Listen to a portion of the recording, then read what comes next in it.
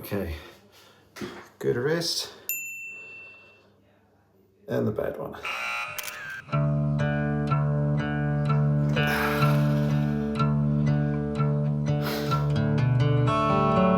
Hello everyone. Well, I wanted to give you an update in this video to answer a question which understandably I've been getting quite a lot recently.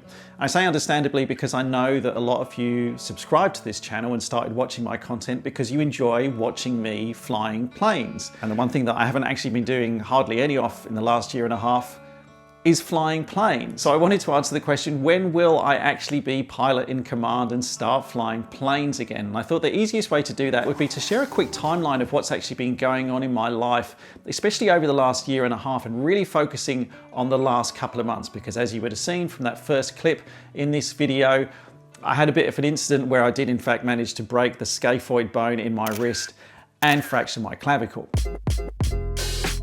But we'll come to that in a second. Let's first of all go back to January 2024. And after struggling with some headaches over the few years preceding that, I decided to go and see my GP, who recommended I go and have an MRI. And it was at that point that, unfortunately, we did discover that I had a tumor growing on my brain. Now, if you've been following my journey, you'll know that in March 2024, just about 6 weeks after I found out about the tumor, I actually had an operation on my brain to have the tumor removed, which went really, really well. The tumor was successfully removed. I had a few days in hospital to recover, and then I was released and I started my recovery process at home. And that basically involved, well, the first couple of months, there wasn't a lot going on apart from a bit of Netflix. But after that, I really started getting into my physical exercise, and a bit of foreshadowing here, I really started getting into my running.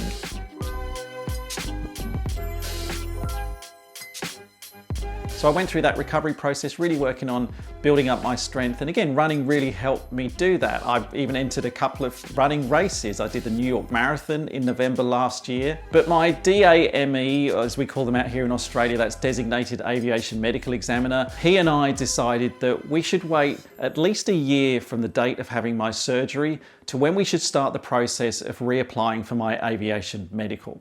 So as March 2025 came around, that was the time that I could actually start working with my medical teams again to prepare basically a pack that we put together for Cassa.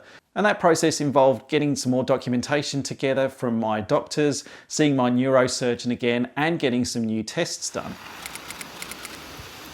It's a rainy Sunday morning here in Melbourne, and I'm just making my way to the consulting suites where they have the MRI scanner, which I'm going to sit in for the next 30, 40 minutes. To have a couple of scans done on my brain. They do one scan, which is just basically I just sit in there and they do a kind of top to bottom scan, and then they put what's called a contrast dye, which actually gives a better, well, just a higher contrast view of my brain basically. So they can check that everything is okay and everything is in order. So I get the scans done, then that information gets sent to my neurologist. My neurologist and I will sit down and we'll just check that everything is looking okay. And if it is, fingers crossed, then all that information will get packaged up and sent off to Cassa. And then after that, we'll see what Cassa say. But first step, get the MRI done.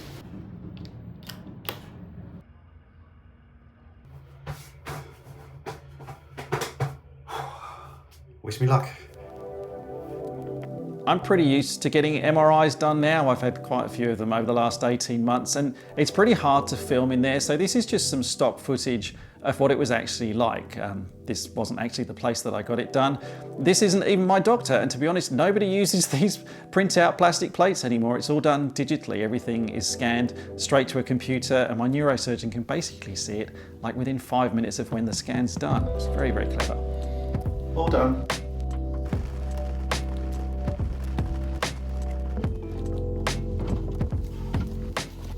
Oh, this weather in Melbourne.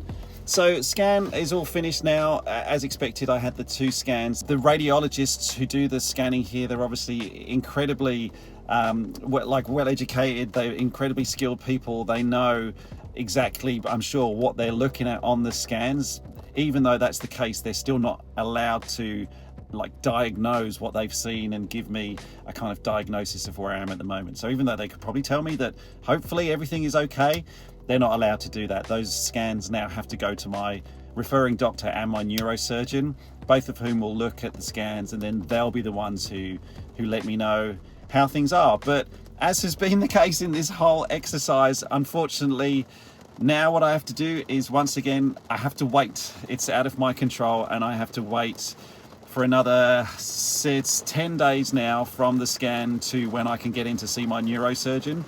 And then after that appointment, I'll hopefully find out that everything's okay, and we'll package up that information and send it to Cassa. So I was 1 year on from surgery. I'd had my MRI done. Everything was looking clear. My neurosurgeon was happy with where things were. And I'd booked in with my DAME to do my aviation medical and resubmit all of my information to Cassa again. And the day before I was due to do that,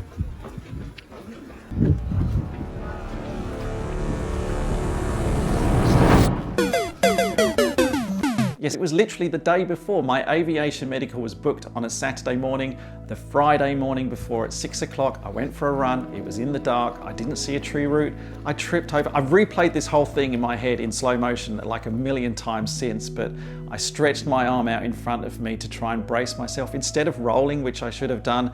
And unfortunately, this arm took the full force of the fall. I fractured my wrist. And you know the rest of the story. Basically, it put me out for another 6 weeks. So for the second time in this whole process, I had to put a pause on things and go through another recovery process. But thankfully, everything healed quite well. The sling came off after about 4 weeks. The wrist brace was another 2 weeks later. That came off, and I've been doing some rehab on my arm in the gym, and things are basically back to normal again. So even though it was a relatively short delay, it was still another delay nonetheless. A little bit frustrating, but thankfully that's also behind me. And that brings me to last week. Just driving down to Moorabbin Airport now, because I am finally, big day today, I'm finally at the point where I'm ready to resubmit for my medical, which basically means I have to spend a bit of time with a licensed doctor, and he's going to put me through a few tests, things like eyesight, hearing, the normal stuff that you do if you're doing an aviation medical. But when we submit my application to get my medical approved, we're also going to submit all the paperwork that's come from my neurologist, the MRI that I had, all the tests that have come back good. We're going to submit those as well to Cassa and AvMed, and then from that point onwards it's kind of in their hands. So today is a big day, hopefully, fingers crossed, but it's also a day where I have to appreciate the fact that the moment that we submit this application, it's out of my control again. I've done everything I can to get to this point, but after today, it's back in the hands of Cassa again. All right, just finished up with the doctor then, and I think everything went fine. I mean, I could see all the things I needed to see. You did the sight test, the color blindness test, the reflexes are checked, blood pressure is checked. If you've done like an aviation medical in the past, you'll know exactly what's involved in it. So I went through that, and all the information from my MRI and the scans and this medical was packaged up, and then the doctor basically put it into the system and click submit, and that's it. It's gone to Cassa now, and it is completely out of my control at this point. So as I have done throughout this whole process, once again, now I just sit back and wait. But whilst I'm waiting, I'm not just now sitting around twiddling my thumbs doing nothing. I'm actually actively working on retraining myself physically in operating the aircraft again. And that then brings me to a very, very exciting thing. I'm still buzzing from it. It only happened 2 days ago. But yeah, early this week, I did something which I've been waiting for, well, basically since January last year. Echo Yankee Zulu, clear for takeoff. Clear for takeoff, Echo Yankee Zulu. Alright, so slowly in with the power.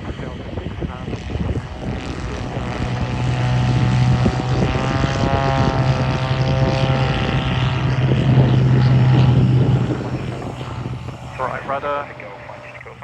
Welcome to a very excited Steph here in the cockpit of Echo Yankee Zulu, because today I've just finished doing something massive, something I've been looking forward to for so long, which is I flew Echo Yankee Zulu again for the first time since January last year. Now, I did have an instructor with me in the co-pilot's seat, who was pilot in command, because I still don't have medical approval to fly.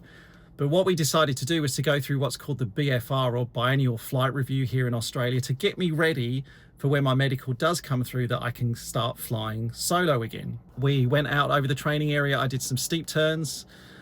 We did some stalling, we practiced some side slipping, some unusual attitude recovery. Then we went down to a local airport, did some circuit work there, did some landings with flaps, landings without flaps, glide approaches, engine out procedures. But I think I did quite well. All I need now then, so I've signed off. I did my 3 takeoffs and landings as well, so I could theoretically take passengers with me as well. But I still don't have my medical approval, so I'm still waiting on that from Cassa. Things are moving quickly now, after having moved very slowly for about 1.5 years. So I'm very excited, as you can probably tell. We're close, guys. We're close to flying solo in Echo Yankee Zulu again. Can't believe it. I'm very happy. The time I've had off has actually really allowed me to reflect on a few things, but it's also made me appreciate in life that there are certain things that are within my control, and there are many, many other things which are outside of my control. And like with being a pilot and aviation in general, you really can only focus on the things that are within your control. I think I'm learning to be a little bit more stoic about the whole thing, a lot more calm about life in general. And when I get back to flying again, I really hope that I can keep maintaining that way of thinking and apply that to my aviating as well. And whilst I hate to leave you on like a bit of a cliffhanger, I'm afraid I have to, because I have no indication from Cassa how long now it's going to take for them to come back to me. It's really, is he going to fly again? If he is, when is it ever going to happen? I really don't know.